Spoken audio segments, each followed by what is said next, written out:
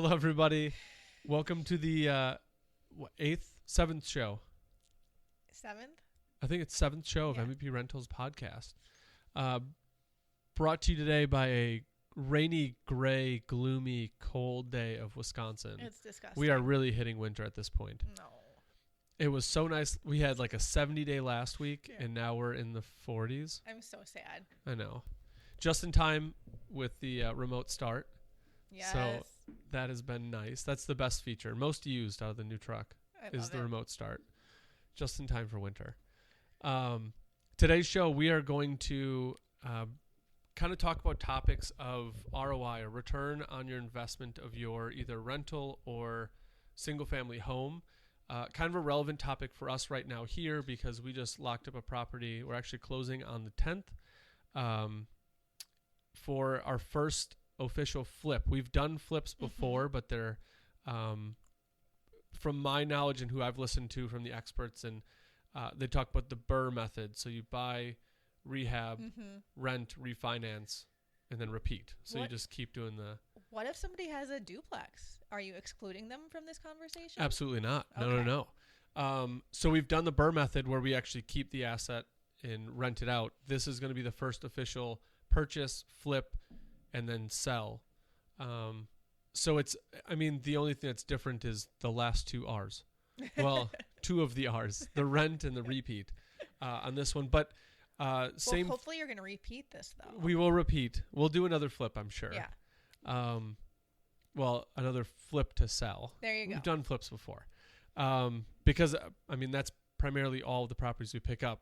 The old, decrepit houses that just need some TLC. Those are the ones I love. The scary ones. Yeah, the scary ones. Or what everybody else would think would be scary. Right. So what we did, and by we, I mean Natasha, she put together a nice little spreadsheet of common things that you rehab or fix up in your house, and where is that money going to, and how much of that money will you get back if you sell, whenever you sell.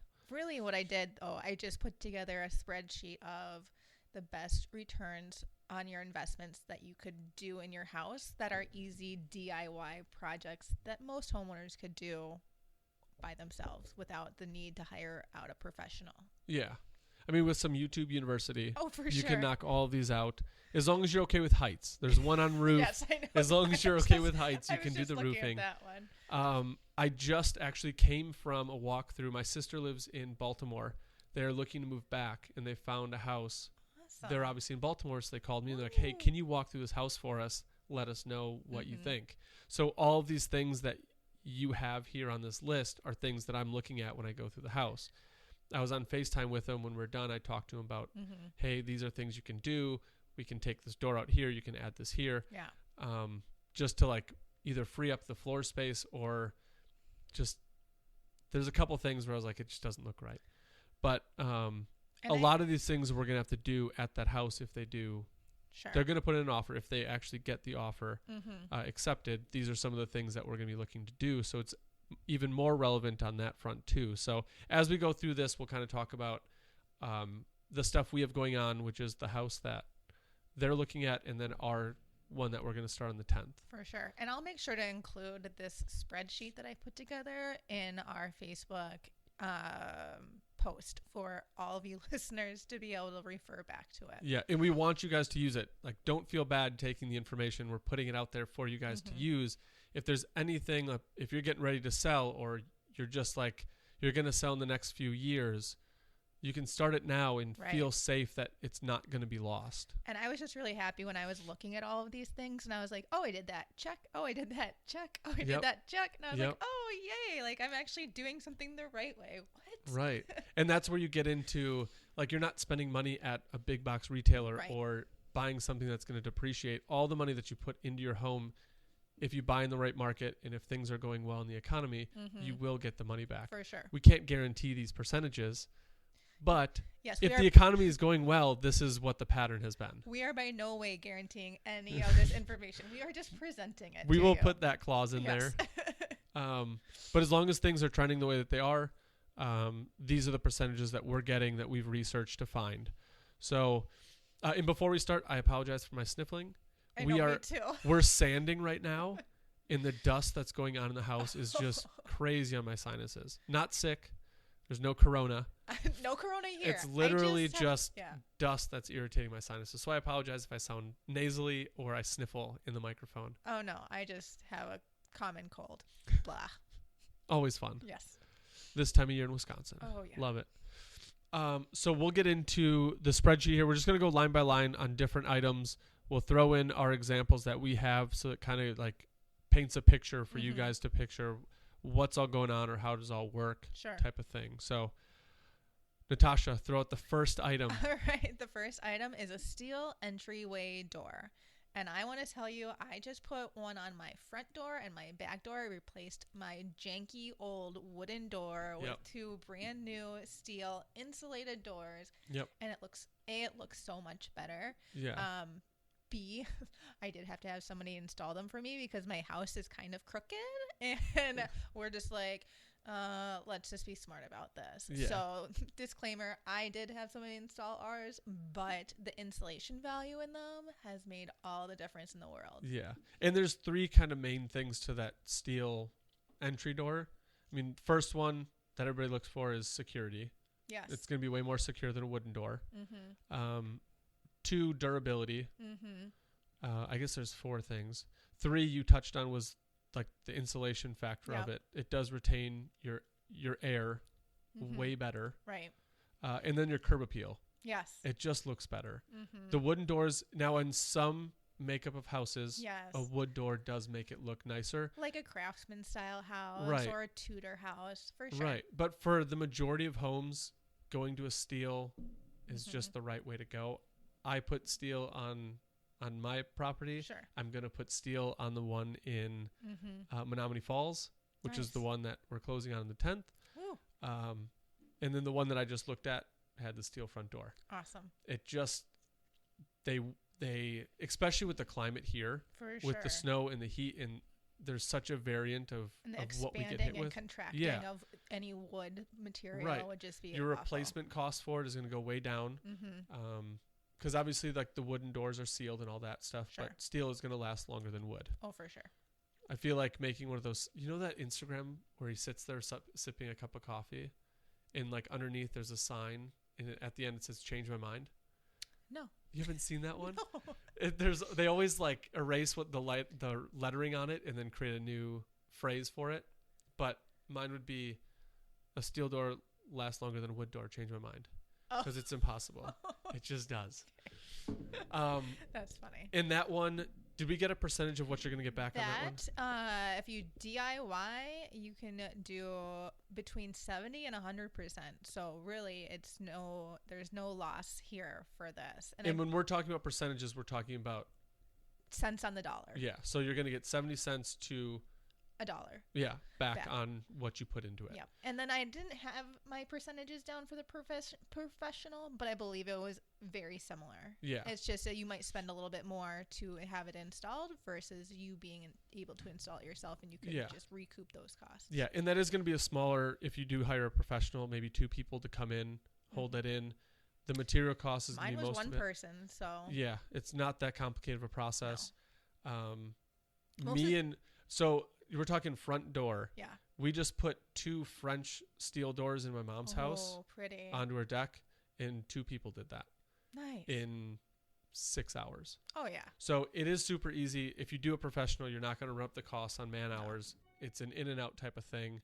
And if you're not comfortable with doing it, because there is a lot of balancing that you need to do. You need to shim it. Like you said, settling with your house is not all 90 degree. Oh my gosh. We were looking at that, and my husband and I were just like, no.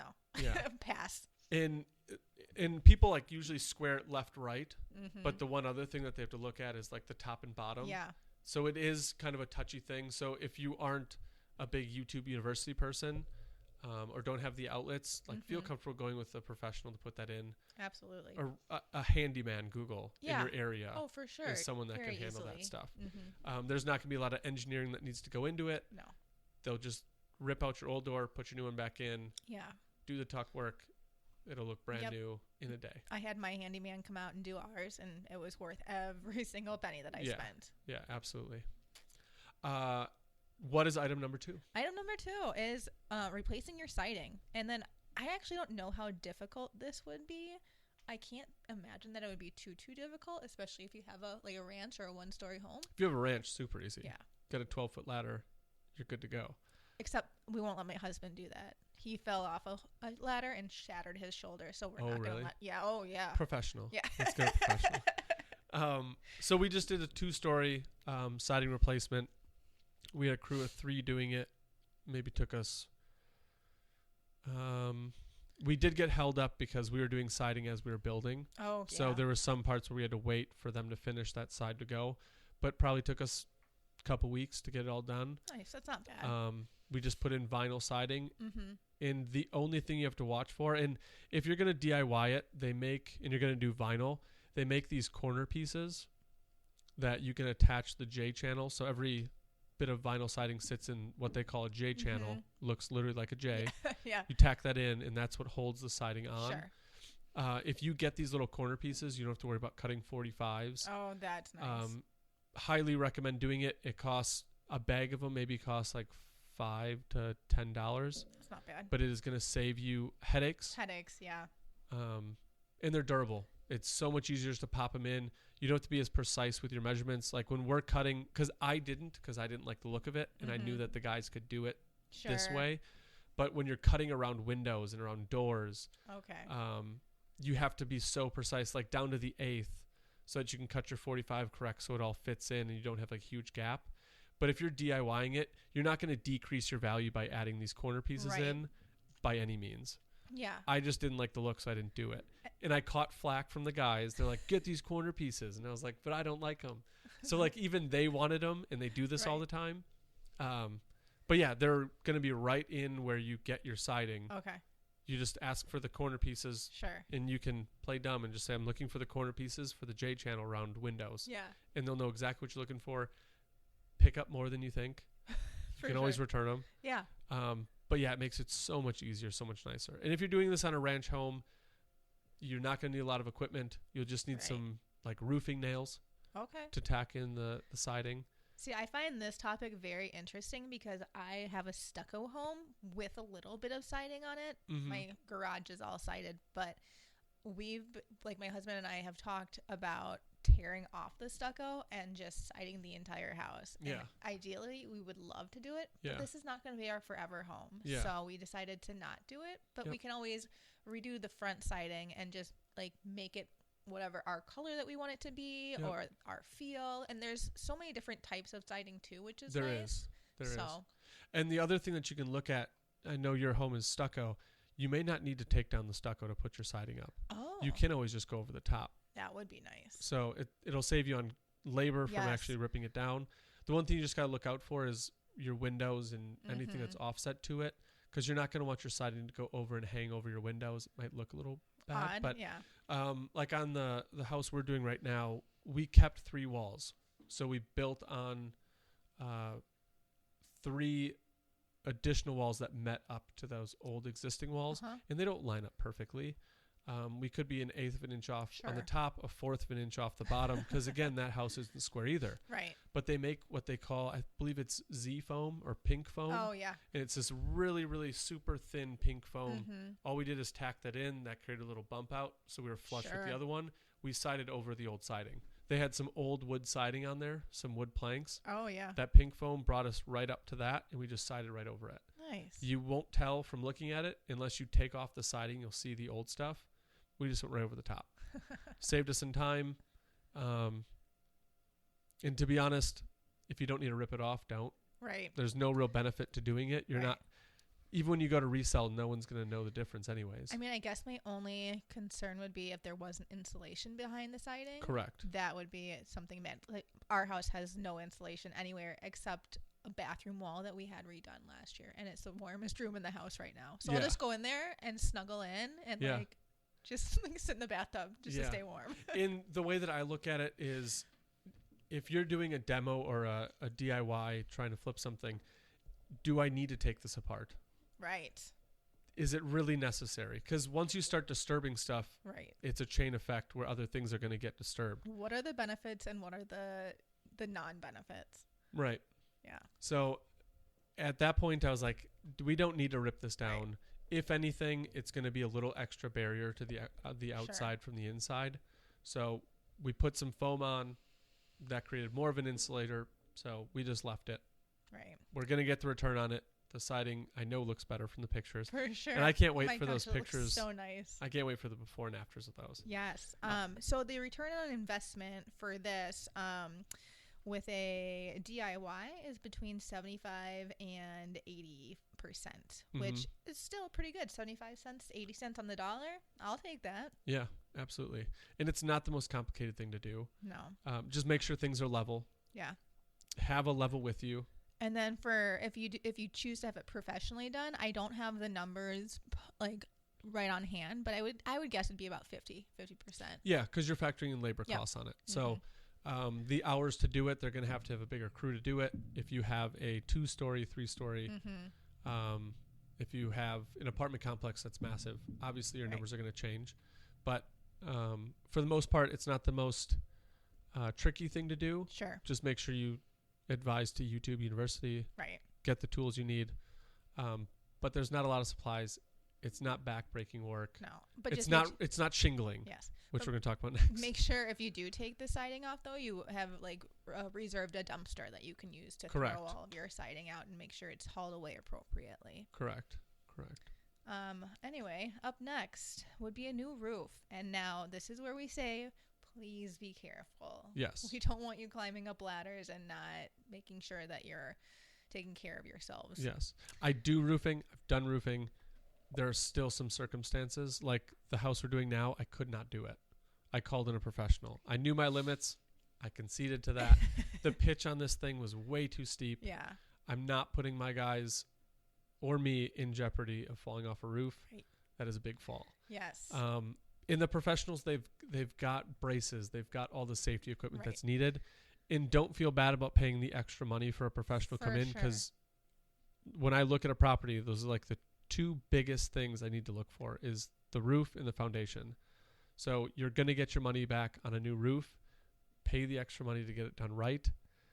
Plus the professionals, if you are doing like a truss repair or like a sheeting repair, not just shingles, there's going to be engineering that goes into like the truss part of it, and making sure that's done correctly, because you want that thing to last. And it's going to add a value to someone coming in and buying your house saying, yes, we have this company did it that does roofing, and maybe it has a warranty on it then. Correct. As opposed to you saying, yeah, I did it on the weekend. Took me a couple months. Right. And funny thing is, the biggest thing I saw when I was researching this topic was they say, duh, nobody's going to buy a house with a cruddy roof. So yeah, just replace it. Yeah. Well, limited people. I have bought houses without a roof on it before. But then you ask for concessions and you ask for a price reduction. Oh, absolutely. And that was a huge price reduction to it. There was literally holes in the wall in the roof. But knowing that I was going to go in, I'm going to spend money on the roof. I know I'm going to. Right. You can't tell me I'm not going to. Change my mind. And then you don't know what's come after the holes in the roof, or you don't know what's happened because of this repair. Right. Obviously, there's going to be rain. There's going to be snow. There's going to be stuff that gets animals that get through.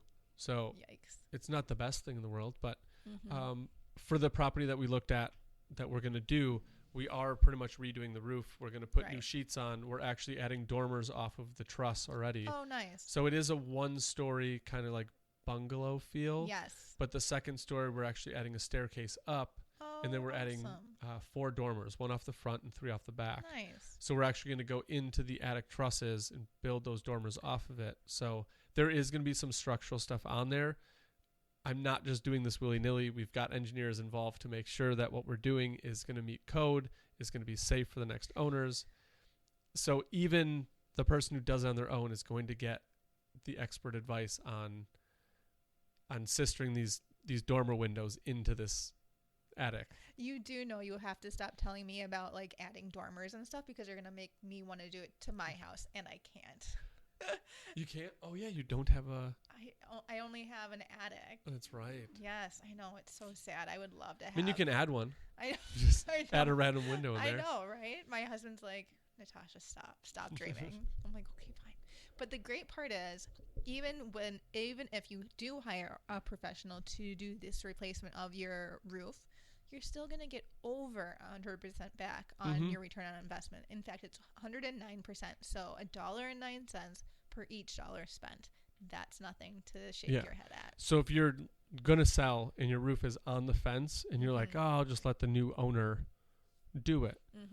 That's one philosophy to do it. Absolutely. But if you put it on the market and it's a brand new roof and you can say literally just done a month ago, right, you're going to get your money back and then some. And roofs are not that expensive. When I was researching this, I was like, oh, I think it was like what, $7,500 for a single level house. Like, that's not awful. Yeah. I mean, it comes down to like a price per square foot. Yeah. Obviously, if you've got a second story, the price is going to go up because they need more material. The type of shingling you're going to put on, it's a huge variance in that. Right. I mean, you could even do a metal roof. Yep. There's that option as well, and that roof will last forever. Yeah. So I like the look of metal roofs. I love it. I'm just waiting to be able to put one on a property. I know. I haven't had a property where I could actually put on a metal roof, but I don't know how expensive those are, but they're options. They're more expensive, but so. For the duration and what you're paying for, exactly, it is worth it. Yeah, for sure. And if you like the style of them, if you don't like the style of them, they're a little bit more noisy. Oh, I guess so. Yeah. But that's about it. Just add more insulation in your attic. Right. But yeah, usually unless there's like a massive hailstorm, oh god, like you're not really going to have any damage with them. Right. So worth it. Yep. Always. All right. Next up is adding a deck. I'm assuming it could be a deck, or say you have a single family home. It could be a hardscape off the back of your house. Yeah. Some outdoor living type of scenario. Yep. More for the curb appeal. For sure. Type stuff. Well, it's the back I guess it's back of the house. That is true.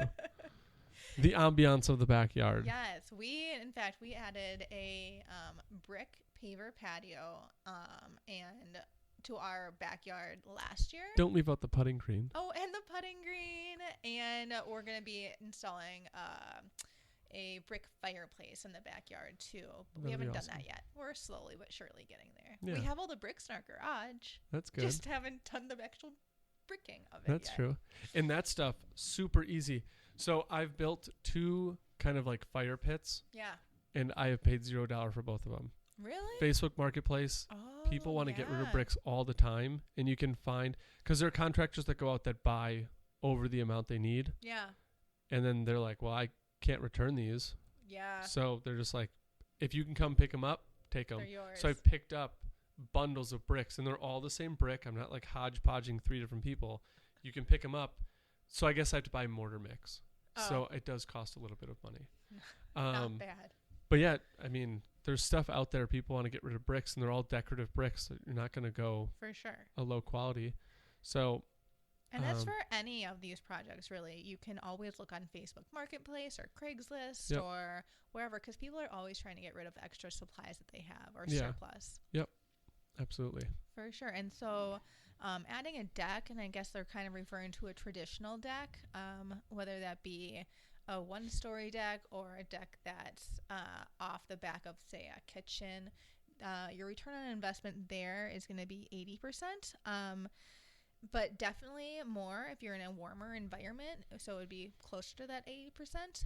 If you do decide to hire it out with a professional, it's going to be more around the 62%, which is still a pretty decent return on your investment, especially for something that's kind of a little frivolous.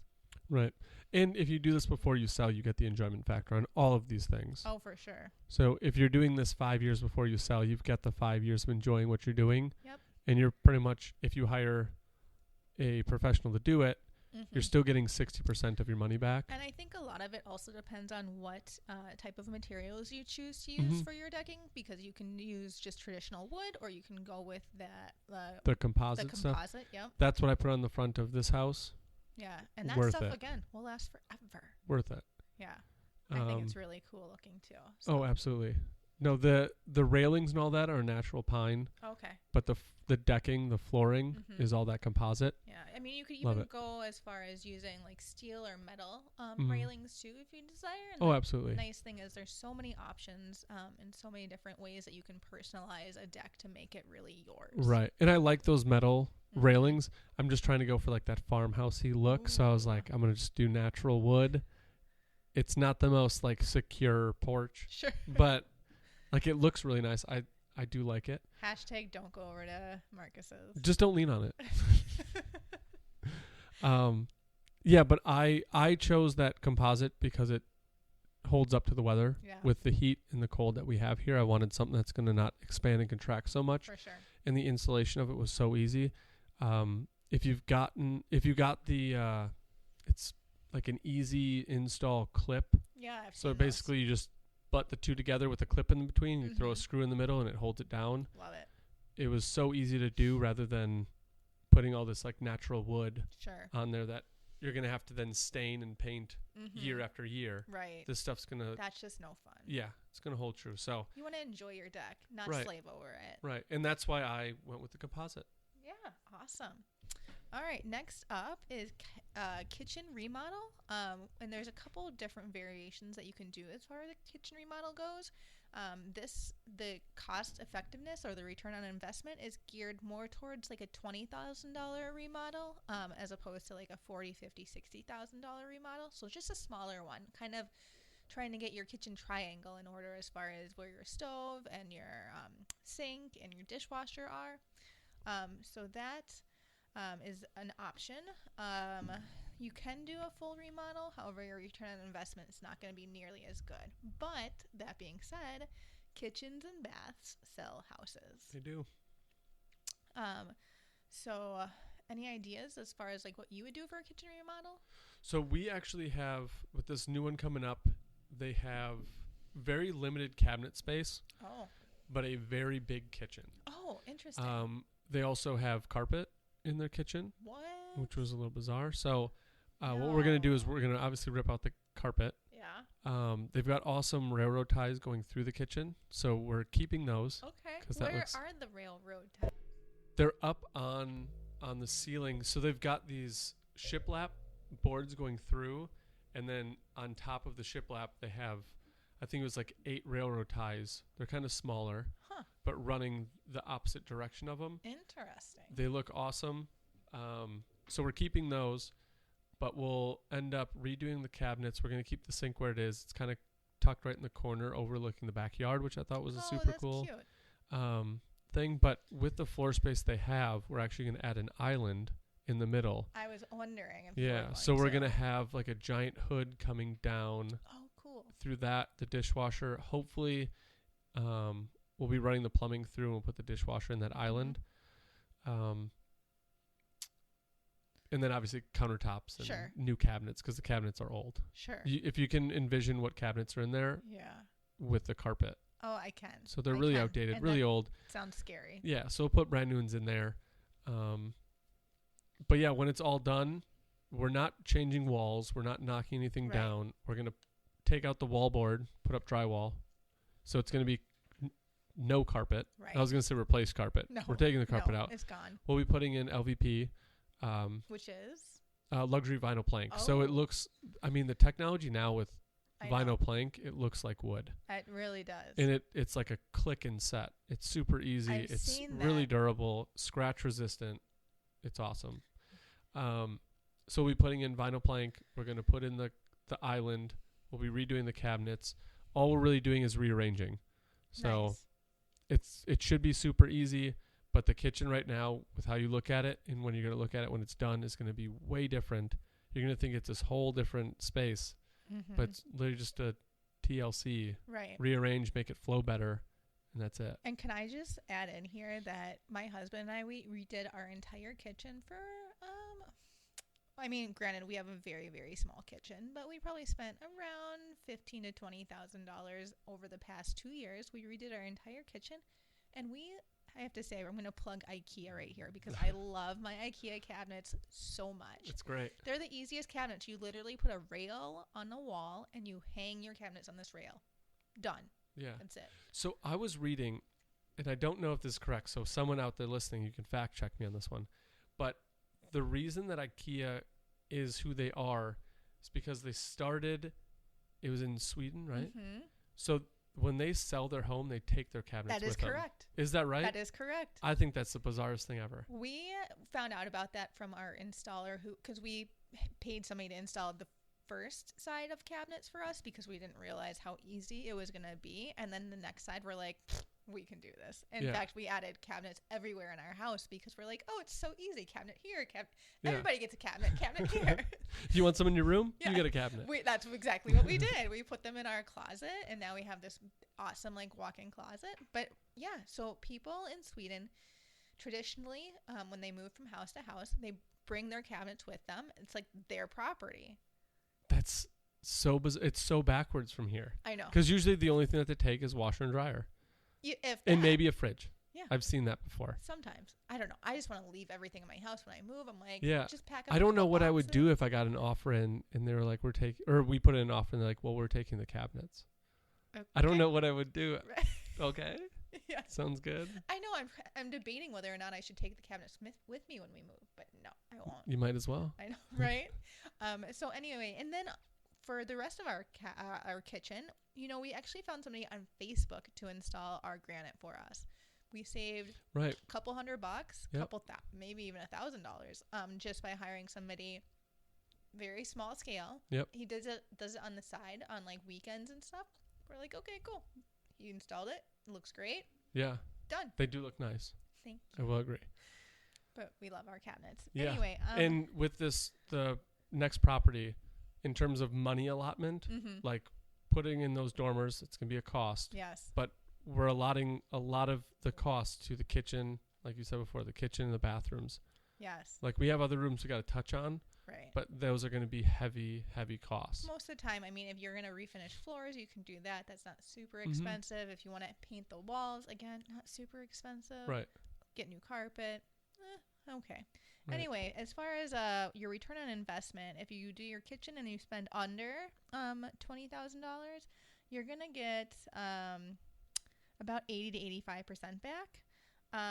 If you spend a little bit more, if you spend, 20 or above 20, you're going to probably stick around the 60% range, and that's if you have a professional do it for you too. Although I would lean more towards the 50% if you go upwards of $20,000.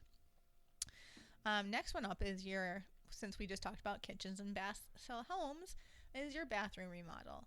And again, they're leaning towards you doing a smaller bathroom remodel as opposed to a big one where you're tearing everything out. Like say perhaps just replacing your sink with a pedestal sink, or putting in new mirrors, or putting in storage options. Yeah.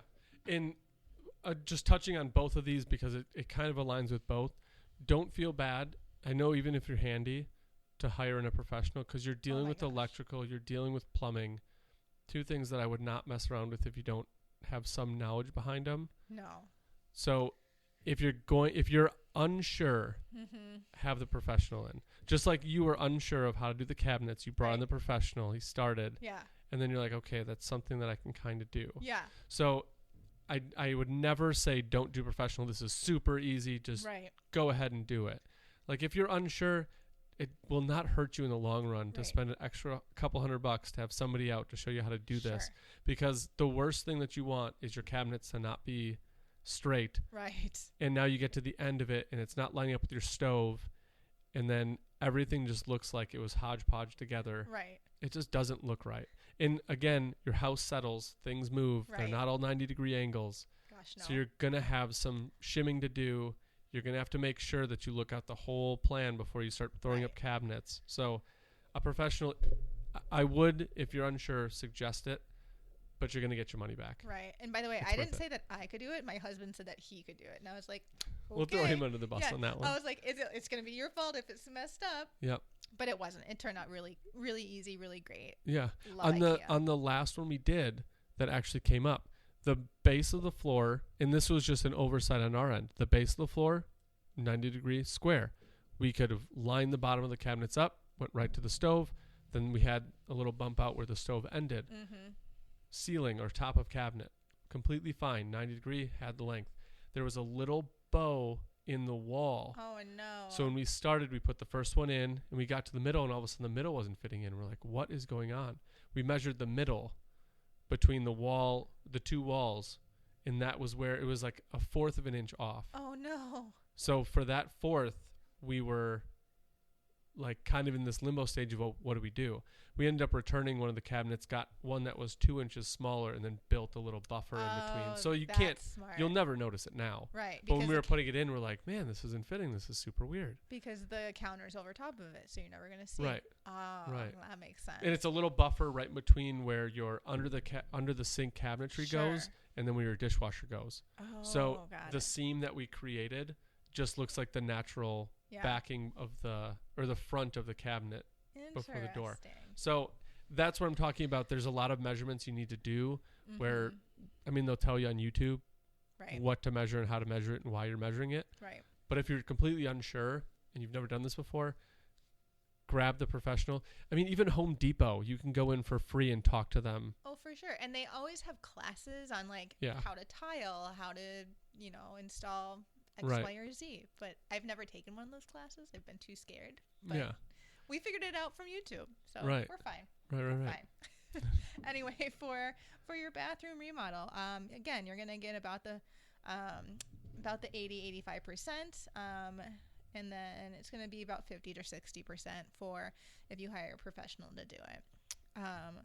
Next up is the adding an attic bedroom. If you can. If you can't, what they do suggest, though, is just insulate the heck out of it. Just throw insulation up there until you're blue in the face. It's not going to hurt. Mm-hmm. I mean, it's going to help with just any issue that you can have, especially in the winters here in Wisconsin, and I'm sure during the summers and when it gets wicked hot here too. Yeah. And the attic is, I mean, even if it's not used, it's an important cavity of the house. Mm-hmm. When you insulate, if you're going to do it on your own, make sure you read or you listen to someone, even if you don't want to call in an expert, because there is a certain amount of airflow that you're going to need up there. Otherwise, you're going to create mold. So if you throw insulation in your floor, you're usually fine because that's just going to keep the heat from rising up into that attic. But if you're putting insulation in between those attic trusses and you're stopping the airflow from the soffit up to like your ridge vents, you're going to block moisture in there, and then you're going to create mold, and mold's going to get in your insulation, and then you're going to have to rip that all out. Okay. So make sure they've got these like baffle protectors, which pretty much just creates like a fourth of an inch cavity, so it can go up the soffit, up your roof line, into your ridge vent, and you can insulate everything below that, and then you tack up your drywall, and that will insulate it, and you'll make it look like a brand new space. But just make sure one little thing, don't block airflow.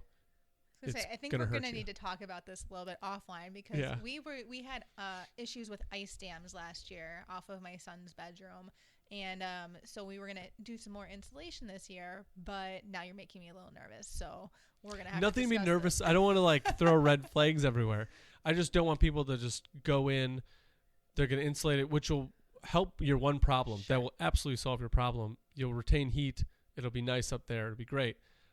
But again, just like removing the siding, once you do one thing, it's not a fix all. There's going to be the next thing that's going to cause. So that would be when you put insulation, make sure you have airflow. Yeah. That's really it. And that blown air insulation, it's great. But if you don't want to deal renting one of those machines, they've got the baffles and all that stuff where you can just roll it out and tack it in and then drywall over it. Just make sure you have airflow. That's really about it. And that's where you can get a handyman to come in, and he'll talk you through that stuff. For sure.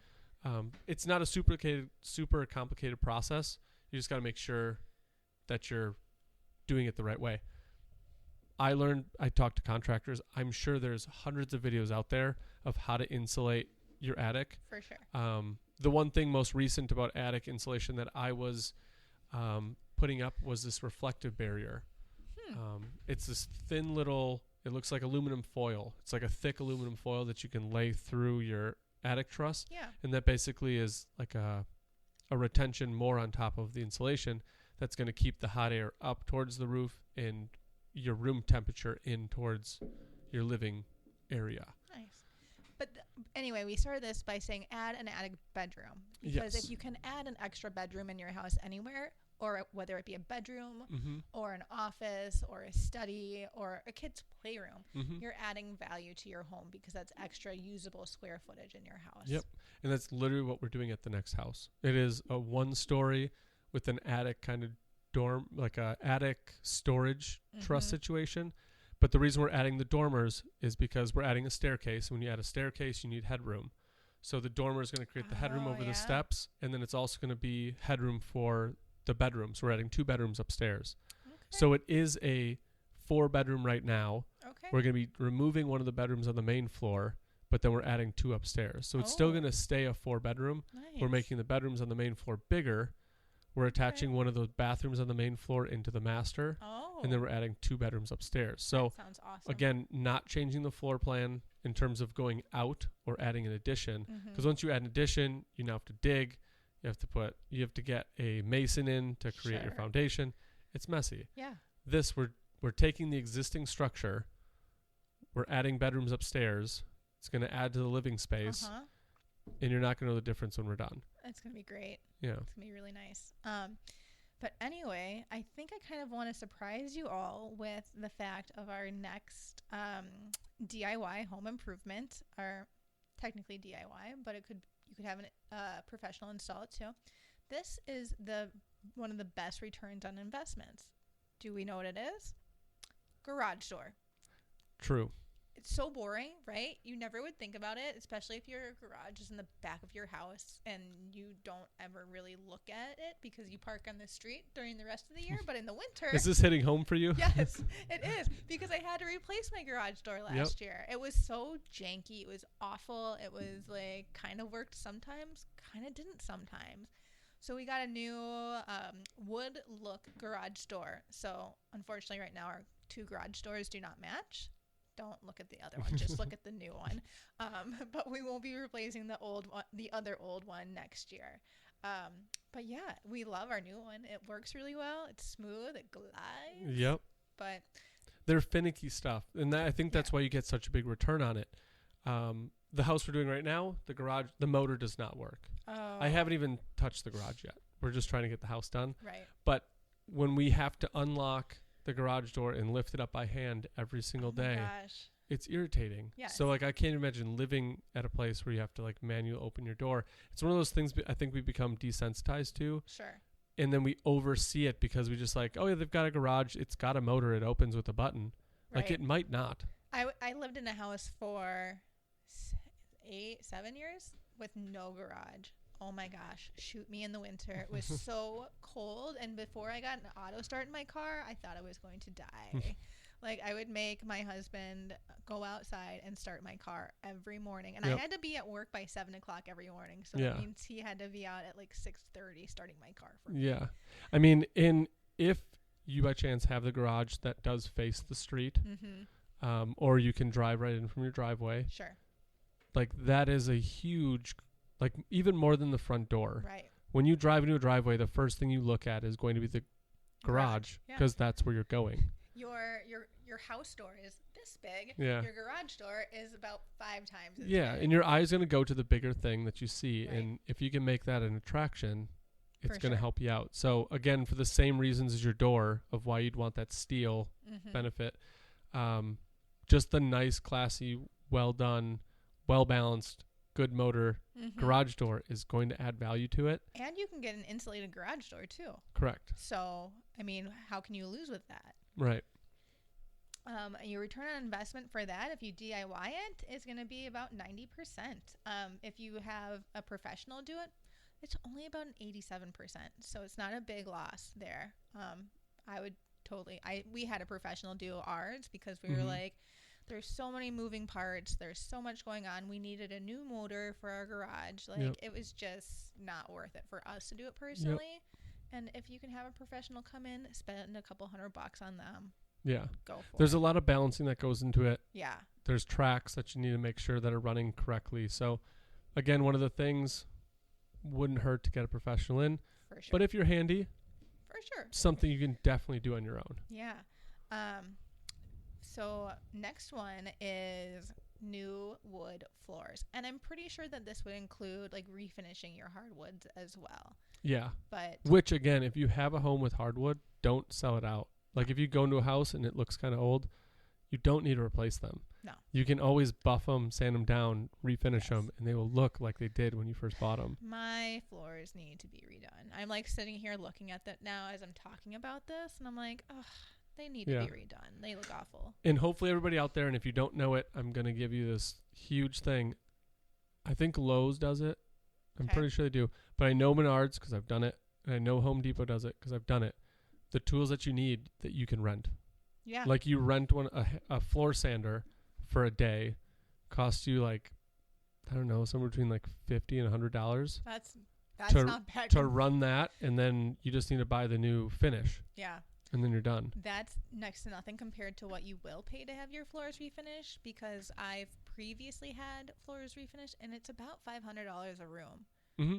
So it's not a cheap thing, although I am a little nervous if we were to redo ours, just because if you're using one of those sanders, they can get caught. They can like dig into the wood a little bit. So you really need You got to to keep them going because Yeah. they'll dig. Yeah. That's the thing. I'm redoing the 2-story. It's about, I don't know, just over 2,000 square feet. To put in vinyl plank, it's about $5,000. Oh boy. I think, to do that. Which again, it's going to be worth it. The stuff's durable. And the same thing if you've got old floors that you don't like. Right. So we'll just either do yours or the house that we're going to do in November over the winter. The floors that are underneath, I don't really care what they look like because I'm going to put the LVP right on top of it. Sure. So you rip out that carpet. They may have carpeted over hardwood floors. Right. If they did, maybe I keep them. I don't know. I haven't Right. seen it yet. When I walked through, they wouldn't let me rip up the carpet. Oh, that's I tried. baloney. But yeah, I don't know what's underneath. But if it is just subfloor, then you obviously put LVP on top of it.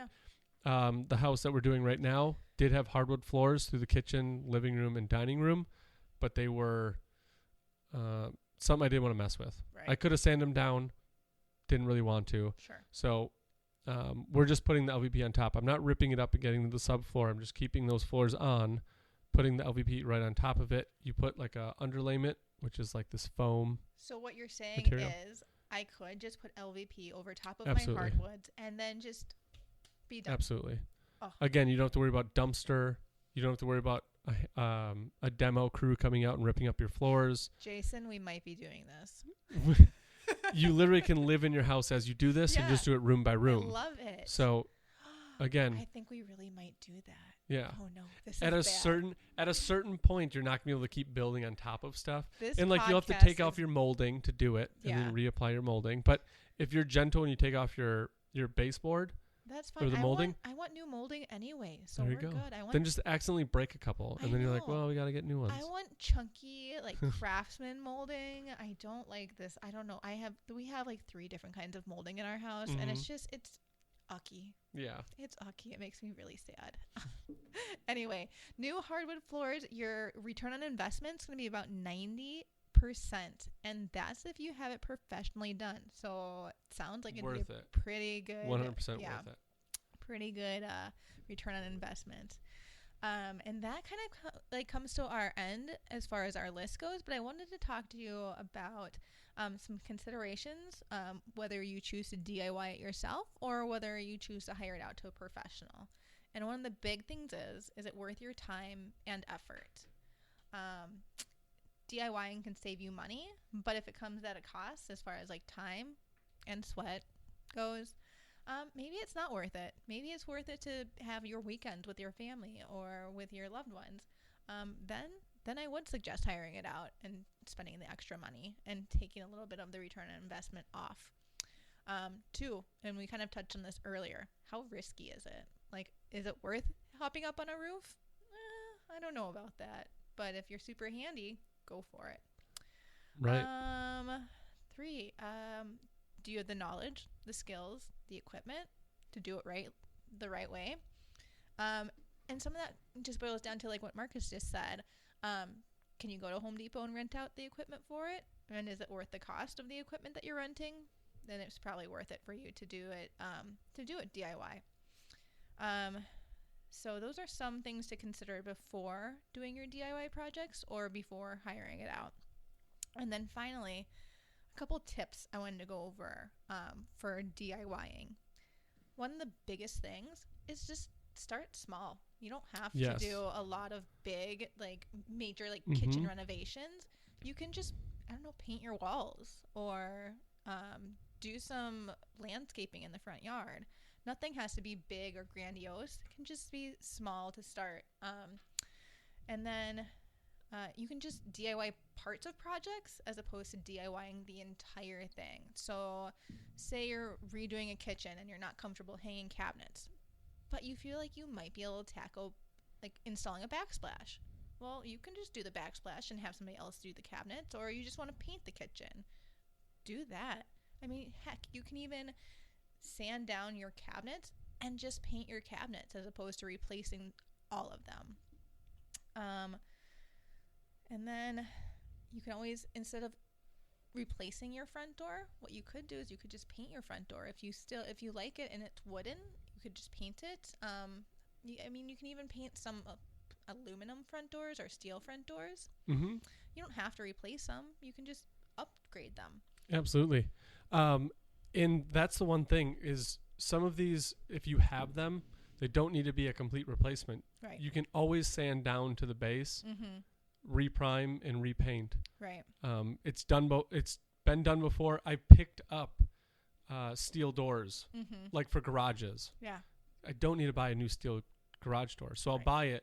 You can always refinish it, and then put it back in. It looks brand new. Right. So some of these things, yes, the factor of having a brand new one, like for flips, all that stuff, I'm going to go new. I'm going to get it. I want to make sure that these new homeowners are coming in and knowing that their stuff is brand new and they're buying the quality that they need. But for some of the rentals, for garage units and all that stuff, I'll get used ones. Right. It's a white, but I want a brown. Sure. A white's a white for a temporary before I put brown on it. And then it's a brown door. Exactly. So I like the idea of starting small. One, it's not going to break the bank. So if you mess something up, you mess it up, big whoop, try it again. Right. Two, you're going to start gaining confidence that you can do these things. When I started in real estate, I maybe had plugged a drywall patch that I did when I was a kid. Downstairs, me and my brother used to play basketball, and I went through the wall one time. So me and my brother had to repair that. I think that's like the most I've installed like interior doors, but I wasn't the most handy person. I don't have like this long family history of everybody being in construction and knowing all these things. I just started small and then worked my way up. So to the fact, like you said it perfectly, like start somewhere small. Don't redo your kitchen at the first thing. I mean, my husband started, when he moved into our house, he started by painting my son's bedroom. He had never touched a paintbrush before. He had never done anything construction-y. And he's gone from that to he learned how to pour his own cement slab and install a putting green in our backyard. He did that all himself. That was not me. So I give all the credit in the world for YouTube University or learning how to do things and starting small. Yeah. Like, it's fabulous. Yeah. This is not rocket science. No. It does take some reading. It does take your time. Yeah. But yeah, it's not the most complicated thing in the world. And if you start small, you'll gain the confidence and you'll be like, all right, well, I'll tackle that next thing. Right. And then you'll do that and you're like, oh, well, I learned. So next time I do it, I'll do it better. But now let's try this. Yeah. And you'll take what you learned in the first two projects, apply it to the third one. Right. And it'll go smoother and smoother. And by the end of it, you won't be terrified to redo your bathroom. For sure. Or tile your tub or anything like that. Tiling a tub. Like the surround. Sorry, not the tub part. The surround. I was like, that doesn't sound comfortable. I just generalized the tub area. Because sometimes when you look at tiling and grout work, it's terrifying. It's overwhelming. It's not hard. I tiled my closet in my bedroom. It's not bad. You tiled your closet? Yeah. I'm going to have to see this. Oh, for I've never seen tile in a closet. Don't judge the I'm not rest of my judging. bedroom, I just want to see. Nothing is messy. weird. Nothing's weird. But anyway, one last kind of thing is you can always add more storage in your house. Yep. That is like I live by that because we live in a tiny 740 square foot house. Like I cannot tell you how small it is for 2.5 people. And I say half a person because my son lives with me half the time. Yeah. So we only consider him half. 2.5 people and 2 dogs. Like, you can never have enough storage in our Right. house. So at this new one that we're doing right now, Mhm. off the back door, there was the steps going down, and then there's 2 steps going up to the main floor. So Mhm. it's kind of like a little foyer area. Yeah.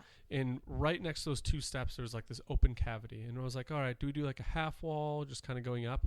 All we did was draw up the wall Mhm. up to the staircase, Yeah. and it created like this little nook. Sure. Everybody that walks in was like, that is such a good idea.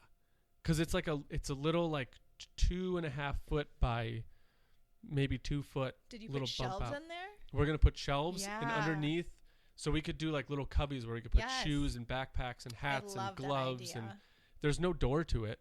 And all I did was I didn't cut a 2x4 to 6 feet. I cut it all the way up. Yeah. And it's like a little wall, and everybody loves it. It's just a storage nook. I can't even tell you about all of the storage that we put in our house. And me working from home now, especially, we're going to be building my closet's actually going to turn into my home office. So it's just like finding all the spaces that you can Yep. and utilizing them to the best of your ability. Yeah. Or if you put a dormer on your roof, you can Oh. move your office up there. I wish. But yeah, that is perfectly said. I think you nailed it. Hopefully everybody obviously understands the financial aspect of it, but now like a little bit more confidence in the resources to use to get these projects done. Starting small, starting from there, and then building yourself up to. And one more thing, don't forget about just keeping up with the maintenance of your house, because I feel like that's imperative that you do that. Because, I mean, even changing your furnace filters or doing touch-up paint in your house, just keeping it up to date is so important. Yeah. And if you're looking at selling, and I'm going to throw a tidbit in because that situation literally just hit. I came from a showing that my sister and brother-in-law were looking at. And one of the things that was called out on a past inspection was that the furnace was dirty. Yeah. And I was like, that's such a little Thing. Go to Home Depot, get a filter, and put Right. it in. From start to finish, you cost yourself $10 with gas Right. in about an hour of your time Well, I for say, just a little thing. and I say you even just go have your furnace clean, go have your air conditioning tuned up, just Mhm. do all that stuff before you put your house in the market, Yeah. just to ensure that you're getting ahead of it and that nothing is wrong that you could get called out in Right. inspection. And at the bare, like, just looking at it, you're going to spend money. If you own a home, you're going to spend money. Are you going to spend money on wasted efficiency, where if your ducts are dirty or your filter is dirty, you're spending more money in electrical or in gas, whatever one you're working on, Right. to pump your air flow through it? Oh my gosh. Or spend the money and let things work correctly, and you're going to spend less money on the actual gas or electric that you're using. All right, I guess I should call the furnace people and have them come and clean I up my know ducts. it stinks to pay for it up front, because you're like, well, I'd rather pay $300 over a period of time because it's cents, dollars here and there. It's working fine. Or just spend it up front, and then your monthly bills will go down. So it's a teeter-totter, each one you Right. want to go to.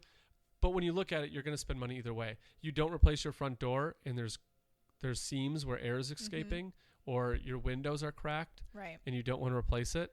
Right. Don't. But you're not saving any money. I know. Air is escaping through that, where you're just pumping more hot air into your house, which you're spending more on utilities. We keep trying to make a budget for ourselves where we put X amount of money aside each month just for, upkeep of the house, or just being able to be like, oh, here's a household emergency. Here's something that we need to take care of. Just that type of thing. Like, we have to have our sewer pumped every, I don't know, 6 months to a year, just because it backs up because there's a belly in one of the lines underneath. And of course, it's like in the middle. It's like halfway between the street and our house, and it's like, oh, that would be a very big expense. Yeah. So. Yep. Anyway. Well, I love that show. Thank you for doing all the research, Natasha. I know it's going to help some people out there that are listening. So kudos to you for that. Hey. Loved it. Hopefully you guys took something from it. Hopefully you get a little bit more confidence to tackle a project that you have. If you did tackle a project inspired by the show, post on our Instagram or our Facebook. We'll definitely make sure that we reach back out, get you something special just for trying. For sure. We'd love to hear from you guys in terms of what you tackled. And show us your pictures of the project. Absolutely. Just wanna post a see picture. them. It'd be Yeah. great. But yeah, we'd be excited to hear that. That'd be great. Totally. Well, thank you guys so much for listening to us today. I had so much fun researching this project. Yep. I really let you take the reins. I know. I was a little scared. I sat down in the chair. I was like, Natasha, are you ready to talk? Because you're going to talk more than you ever did. So, no, it was a great show. I loved it. All these topics. Hopefully, you said you're going to put that spreadsheet on the... I will. Okay, yep. perfect. Use the spreadsheet. Look at all those items that you have. If you have questions on any of those items or want us to expand a little bit more, or if you're even looking for, hey, we were thinking about doing our kitchen. Do you have a handyman or somebody that could come out and help us? I'll make sure to find somebody that'll come out, just take a look at your project for free, give you like an estimate or give you some pointers. I'm not afraid to share my contact list with anybody who's listening. I have the best handyman, the best electrician, and the best plumbers around. And if you want granite countertops, she's got a granite guy too. Oh, I do. He's awesome. So cheap. So let us know what you think. We'd love to hear from you. Other than that, we are going to sign off, completing episode 6. 7? 6.5. Okay. We don't know. I don't know. But we'll be back next week. Yep. We'll have another exciting episode for you. Yep. I have no idea what we're going to tackle, but it's going to be fun. It is. Perfect. Well, we're going to get out of here. Now it's time to like bundle up, get some hot cocoa, start a fire. I'm talking like it's like mid-December. I know. I just don't like cold. It hits below 65 degrees and I'm in sweatpants and 2 sweatshirts. I hate even putting jeans on. It's just cold. Yeah. Wool socks. All right, guys. We're getting off topic. All right. Sounds good. Much. Have a good weekend or whatever day you listen to it. Enjoy your day. We'll be with you soon. All right. Bye. Bye.